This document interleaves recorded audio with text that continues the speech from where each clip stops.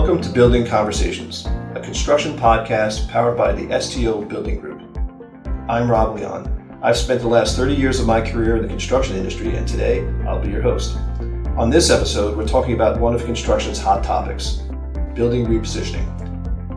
Here with us today is Vice President of Pavarini McGovern and fellow native New Yorker, Jason Vesuvio.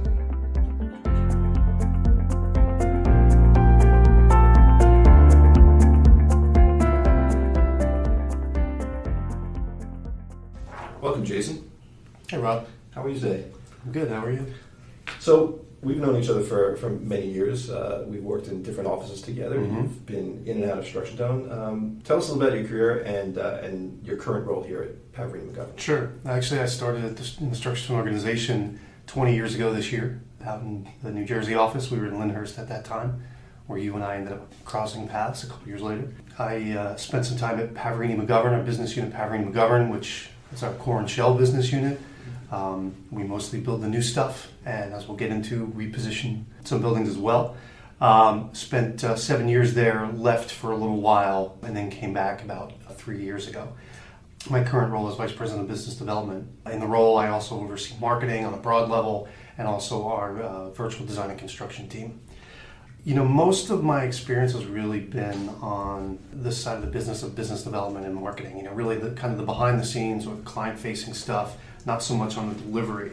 Although I did spend a couple of moments, I'll call it, in my career as a project admin, project manager, and even account executive later on in my career. So I have a little insight into that side of the business as well. But mostly it's been on the marketing and BD side. So we'll backtrack a little bit. So what did you do in college? Like, what did you think you would do? Right. And how did you end up in construction? Well, I can't really remember back that far. I actually I majored in English literature, so I always liked to read and write, basically, which ended up lending itself very well to being in marketing and business development because it's about different forms of communication. And although I minored in history and probably should have minored in marketing, I did have enough of an interest where, you know, I had part of my brain there trained on that sort of thing, and I didn't really know what that meant. So I spent a little bit of time actually in an eyewear company doing some marketing type stuff on the merchandising side. So I wet my whistle a little bit, and through a recruiter I had an opportunity to interview with Structuretown and really find out what I'll call it the white collar construction world is all about. It really opened my eyes, and my first boss at Structuretown was amazing. She taught me to read blueprints, because that's what we called them, within the first couple of months so that I could write descriptions. And that really hooked me in because now it was a real challenge because it was something that I didn't really understand, and I needed to use this ability that I'd cultivated over a few years as a kid, and now use that to help this company win work. And it was kind of a huge responsibility for a young person, and you could say that I never really looked back. Right. So, right. That's great. That's great. So, we're here to talk about building repositioning. How would you define building repositioning, and what qualifies a project as building repositioning project? I mean, I think some of this is really subjective. In my mind, it's something old becoming something new. And some of those examples are very dramatic. You can turn an industrial building, light manufacturing, into residential. Right. You can turn an old office building into a hotel. You can turn an old warehouse building into a lab. Those are examples of actual projects that our organization, whether it be Structuretown or Pavarini McGovern, doing right now or have done recently. Those are easy. Some of those that I would categorize as building repositioning, we would talk about in years past as gut reno, adaptive reuse, and I think it's all under the same family. But when I think you reposition an office building, it's more than remaking the lobby. It's really about turning maybe a class B or C into a class A, because that means more. A lobby would be part of it. Reskinning a building, that's part of it. Right. To the extent that you can, maybe you redevelop the core. Maybe you're even ripping out mechanical systems. Those dramatic things coupled together to turn a B into an A, or an affordable residential building into a market rate luxury. That kind of thing falls into the same category. So it's kind of like taking from a developer's point of view, a building owner's point of view, taking the building and saying, I need to attract new, different types of tenants. Right. The law firms they're growing, they're leaving, they're just looking for different space, but we want to take this building and make it more attractive to a different type of organization, different type of company to get them in. Different tenants, different inhabitants, different guests if it's a hotel. But I do think that there's something going on as well, and I don't know if it's deliberate, but you can kind of see it happening, and I think you can hear it in conversation with from client to client, and that's really about authenticity. I think it's a generational thing for sure, and I think that's one of the things that the younger generation of millennials are kind of pushing us toward. That old and new together has to be more than just, pardon the expression, just a facade. It's got to be authentic. So, having something new pop out of something old, like we're doing at 441 9th Avenue at the corner of West 34th Street, that's a great example of a project like that. We've got an existing podium, we've gutted that, we've put in a new core, and then a new tower above. And that project has a certain amount of authenticity to it, because within the podium, you get this feeling that you're in a building that's decades old. Right. But with the expanded window program, there are better views. You have column spacing that no one really designed a building that way today. So you feel like you're in something that's real, right, in a sense. But you're surrounded by, whether it be technology or better views, you're surrounded by something new, and it's that combination. Absolutely. And I think that we've seen this over the years. You talk about authenticity. That people call it the Chelsea look, right? Want to keep concrete floors with all the nooks and crannies, and right, and keeping the brick walls and possibly exposed ceilings. Chop the concrete out of beams and paint the beams. They want to see that, but they also do want the modern part of it, whether it is technology, whether it is the floor layout, whether it is the views, right? There's something old and something new always being offered in these projects. But I think it's also about technology clients, for our clients, for the developers, for the landlords. That these are the types of buildings that folks in the technology world are really looking for. Again, they want modern amenities and they want modernism from a technology standpoint. And I think there's something that's kind of cool, a juxtaposition of a modern technology company that also wants something that's authentic, that's something that's old, something that had been there for generations or decades before. And then I also think that flexibility is a big part of that. One of our office clients likes to say that a smart building is a flexible building. Not necessarily talking about the repositioning of a repositioning, decades down, but as things change and the new facility matures, the ability to change and adapt and be flexible without doing another major overhaul. Sure. That, I think, is also another theme that's kind of built into building repositioning is the flexibility of the spaces, the flexibility of the systems. Right, and I think that has to come into play to the financial model too, right? Because if you're saying, hypothetically, you have a building that's 300 to 500,000 square feet, and you're going to take out certain floors, you take out a certain amount of square footage to provide common amenity space, and also think that, I might have that mix of sole tenant space with common amenity space change possibly. The model of internally of saying, what's my lease going to be like with that tenant, right? It's not just tied to the square footage that they're renting. It's got to be square footage that they're renting plus whatever amenity common space that they're using. And is it built into the rent? Is it a usage fee? So it gets a real interesting thing that the landscape of many different things are going to change because of the design, construction, repositioning of physically the building. Other things have to follow as well. That's a great point. Let me ask you, how important do you think the neighborhood plays? Like, do you think it's easy to just say, I'm going to take this one building in the middle of wherever it is, and the neighborhood is not being repositioned? How important do you think that the neighborhood is in that whole repositioning process to attract the right tenants? I mean, that's a great question. Usually, by the time we're involved, someone has already answered those questions. Whether it's been through rezoning, opportunity zones, or the next big thing. There are folks that are looking at that pipeline, so to speak, much earlier. But I definitely think neighborhood plays into it. Some of it, though, is kind of before you reposition, it's a reimagination. What do we want East Harlem to be? Whoever those people are that are the sort of the caretakers, purveyors of East Harlem, for instance, which might be, the next neighborhood, or the next Bushwick, if you're talking, or Long Island City, if you're talking about the boroughs. There are people who almost anoint that, but there are reasons that they do. You here in New York or any urban environment, you're probably ticking off a number of factors like connectivity to the subway or multiple subways, and a few other things like that. But I do think that one of the things that's interesting, especially about 441 9th being repositioned where it is that Hell's Kitchen had a completely different life years ago, and it's really what's happening with Brookfield at Manhattan West and related at Hudson Yards that are kind of driving the repositioning that way. So in a sense, it's kind of a unique creation. We're going to make a neighborhood where there wasn't one. We're going to build a neighborhood over some tracks, and then that ended up driving repositioning projects. So I think location obviously is very important. I think it shakes out, a number of different ways. No, I agree. I don't know, if Hudson Terrace would be happening if Hudson Yards wasn't there, right?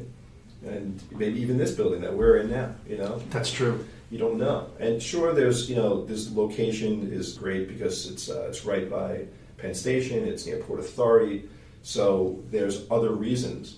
But a huge driving force has to be the Hudson Yards development. Without a doubt. What's happening there. So where would you say that the next hot neighborhood is? You mentioned East Harlem. We've talked about 3rd Avenue, that corridor. Yeah. The building of the 2nd Avenue subway.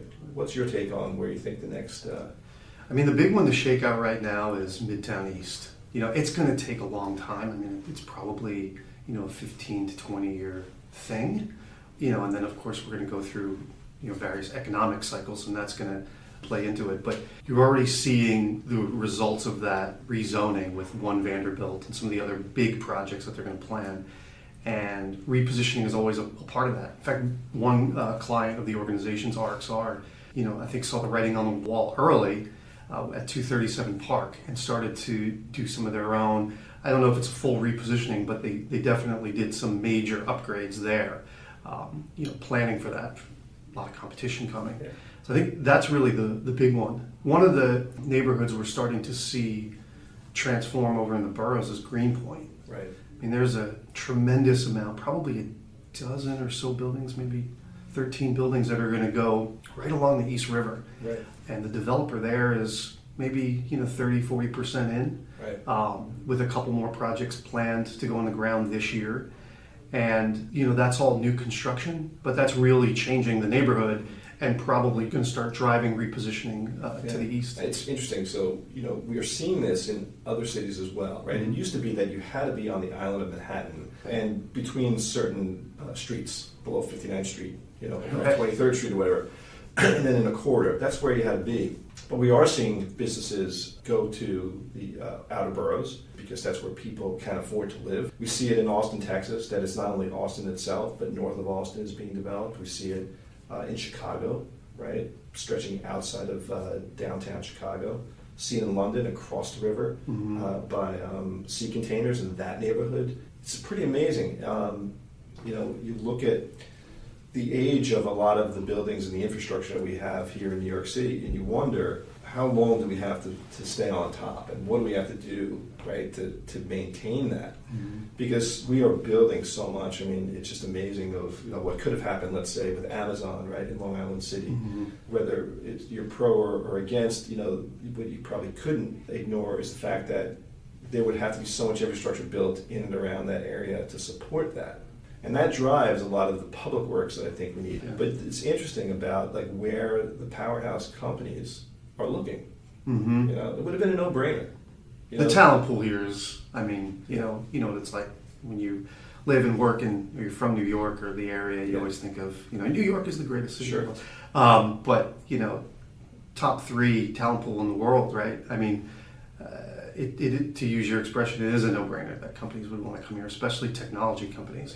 This city, while there's certainly an affordability question, people still want to come here. They want to make their mark. They want to be a part of what's happening, outside of work, but they want the whole experience here. Right. And that's really important for companies. We're lucky in that sense as a city that folks like Amazon, and then it can really only trickle down from there. You know, the Googles, Apples of the world are all in that same pot, want to come to us. Yeah, absolutely. You talk about checking all the boxes, right? So Without it's doubt. not just for a developer thinking about where to put a building, but people and where they want to live. People want to live in a city, right? The things that we have to work on are modernization, and that leads to that whole building repositioning piece of how that ties in. So I'm excited because, you know, again, native New Yorker, I'd love to see our city go through all the changes. So one of the exciting projects that you and I have talked about is TSX Broadway, which is the repositioning of that location with the Palace Theater. I'd like you to talk about that because to me this is one of the most interesting plays on what a developer is doing because it's got retail, it's got culture, it's got a theater, and it's got a hotel, I believe, correct? So walk us through that project. Sure. This is one of my favorites. I mean, it just absolutely blows my mind. One of my favorite things about it, too, I should say, is that while it's, you know, you call it a Pavarini McGovern project, which it is, it's actually a pretty awesome collaboration between Pavarini McGovern here in New York and Structure Tone, New York. There are some specialty things in here, whether it be the hotel interiors and the eventual restoration of the Palace Theater, where PMG as a business unit really leaned on our sister company, Structure Tone. So the project itself has a lot of moving parts, and I mean that literally and figuratively. So it's really kind of the mother of all repositioning projects as far as examples go. So it's in the middle of Times Square, and what's really interesting about the entire facility is that there's no retail. There's a subway entrance at the podium, and there's a branch bank, Right. and that's it. And you know, as New Yorkers, we tend to avoid Times Square at all costs. But most people that are visiting New Well, now York, we do. I mean, we used to go as kids, right? We would my parents never let us go there. You could get anything there. Yeah, we usually walked around. Now you Times can't Square. get anything there. You're not allowed there. Except the stuff like, you know, Minion Doll. Right, exactly.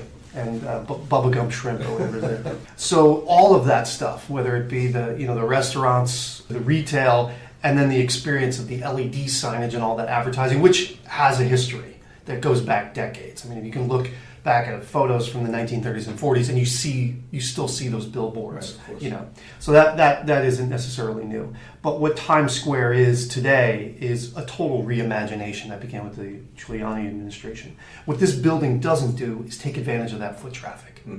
People are staying in the hotel, and then they're coming out and they're leaving. Now, the one beautiful thing, the crown jewel of the entire building, is the Palace Theater. It's a landmark theater. SpongeBob was just there. Oh, I missed it. I know, right? I heard Missed opportunities. Funny enough, I heard good reviews of it. I know. Everybody said it was fantastic. So the Palace Theater is definitely a place where folks would go to see and will continue to go to see shows. But again, there's no retail. There's no reason for people to really stay. They're coming and then going, right? So our client decided they need retail. So this, I'll call it a $2 billion real estate program, is all being driven by approximately 50,000 square feet of new retail. So how are we doing that? We're going to create retail at the ground level, and we're going to excavate 2 levels down. So where the existing Palace Theater is now. Exactly. Right. Now, the big problem there is there's a theater in our way, a landmark theater in our way. So what we need to do is we need to lift that theater up, physically lift it up with hydraulic jacks, 31 feet in the air. But before we do that, there's a 47-story hotel above the podium. So we need to take that down. So we're going to take that down, controlled demolition, all the way down to the podium. And then we're going to create a cavity within the podium by, and I'll oversimplify this, flipping up some trusses, kind of removing structure that's there and creating a space in order to jack the theater up. So does that hotel, that existing hotel, that actually sits on the roof, technically the roof of the Palace Theater? I mean, So to speak. I mean, it has its own independent structure. understood, on that. meaning, but there is nothing between the Palace Theater and the hotel. More or less. Right. Yeah, That's more or incredible. less. Yeah, more or less. And then we'll rebuild that tower and then restore the theater. Now, this is all happening because there are certain zoning laws in New York that allow an entity to remove 75% of their asset. And if they keep 25%, they can build back as of right. No change of use, same height, no FAR restrictions, same square footage. So what the client will get is a much more modern hotel with better layouts, and they get to start from scratch when it comes to rooms. Right. And then we'll white box the retail at and below grade. So it's almost a 4-year program. That's incredible. And so you think about like the creation of retail space when all we hear about is retail is dead. The physical. It's really space not. is It's crazy. Yeah, right. It's So, like you were saying, Times Square is a destination for many different things. Shopping, physically shopping, and to be able to like walk out with something instead of having it delivered is kind of going to be a novelty that people want to go do, and there's going to be specific destinations. Mm-hmm. So I think it's a gamble. I think it's a good gamble on the developer's part because they can change that to whatever they want. If retail goes towards a virtual experience and you go in, you see a few products, but anything's going to be ordered and delivered, right. You're fine. That's okay. That's okay. That'll still be there. Yeah.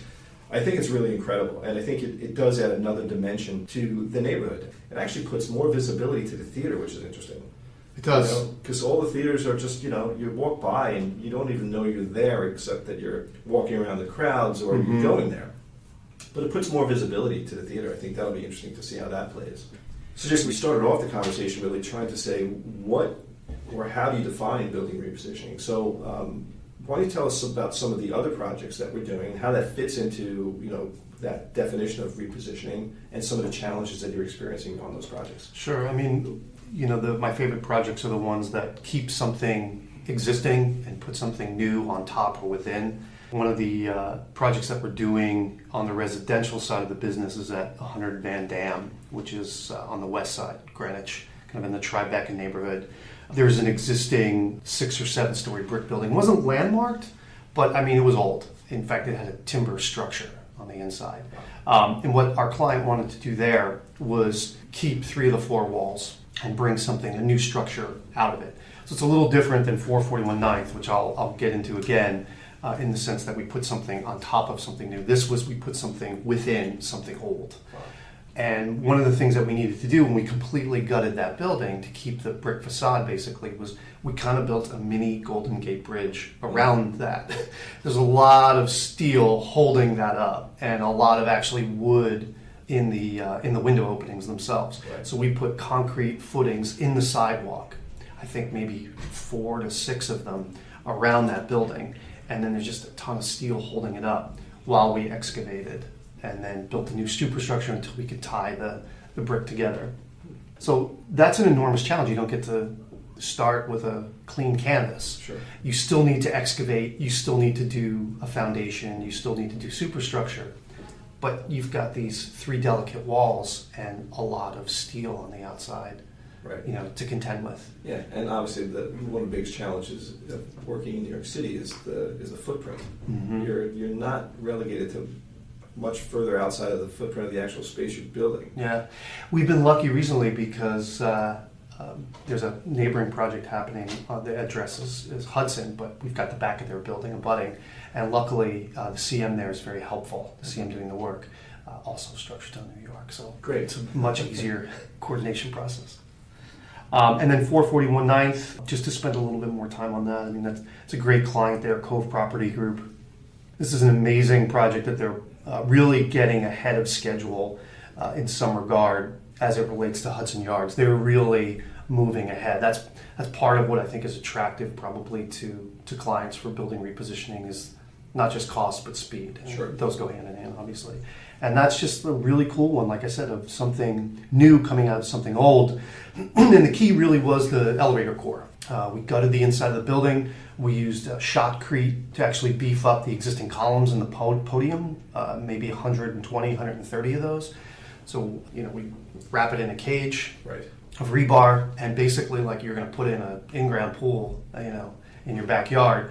We shot it with concrete, right. Smoothed it out, made it look all nice and pretty. We did new pits for the elevator and put in a new core, and that's really what's driving the whole project. We use that core as really kind of the centerpiece of the construction schedule. Right. And there's a new glass building on top. Is there an anchor tenant?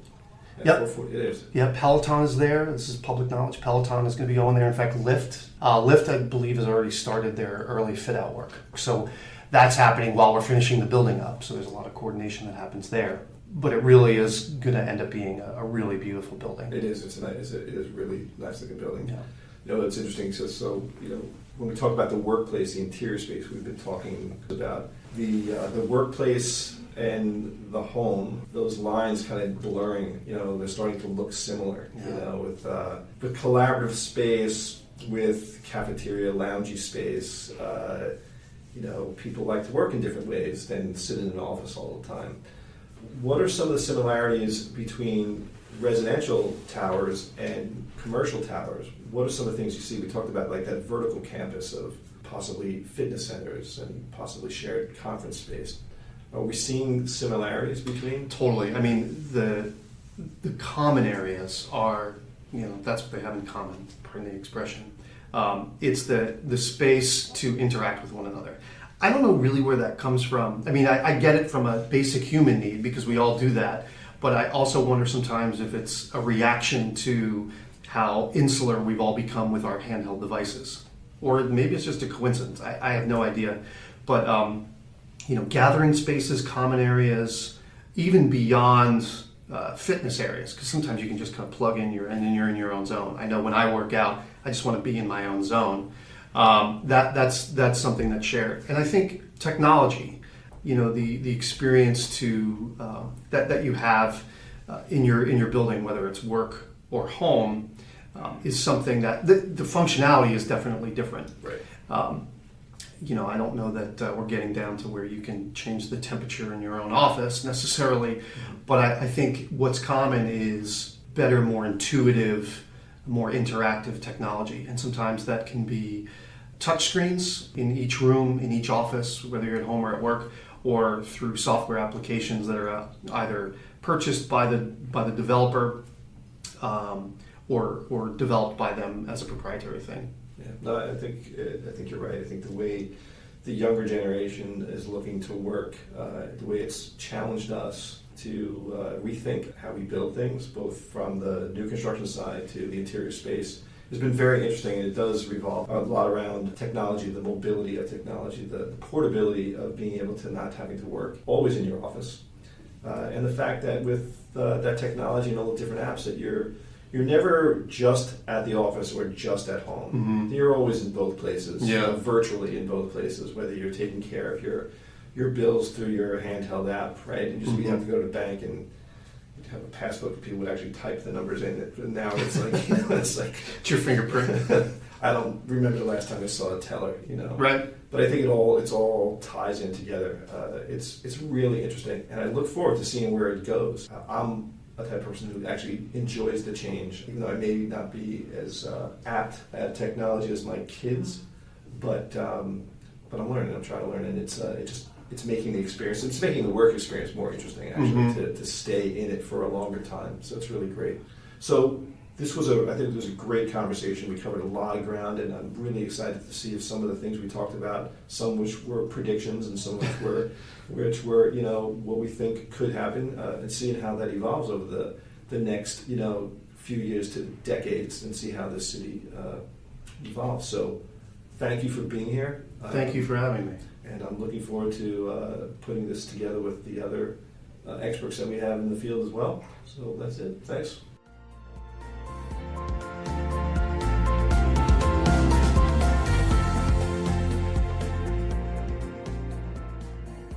What happens when you combine typical BIM processes with real-world, in-the-field expertise? Tune in next month for an inside look at how one team is leveraging construction technology differently. Thanks for listening to Building Conversations.